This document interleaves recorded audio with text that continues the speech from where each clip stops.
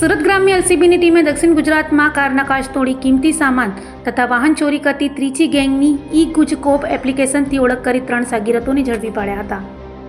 સુરત ગ્રામ્ય પોલીસના પીઆરબી ભટોડ તથા એમઆર સકોરિયાના માર્ગદર્શન હેઠળ ટીમ પેટ્રોલિંગમાં હતી ત્યારે ઈ-ગુજકોપ એપ્લિકેશનની મદદથી અનારમાં હેડ કોન્સ્ટેબલ દિનેશ તથા પોલીસ કોન્સ્ટેબલ અક્ષયને મળેલી બાતમીના આધારે સમગ્ર દક્ષિણ ગુજરાતમાં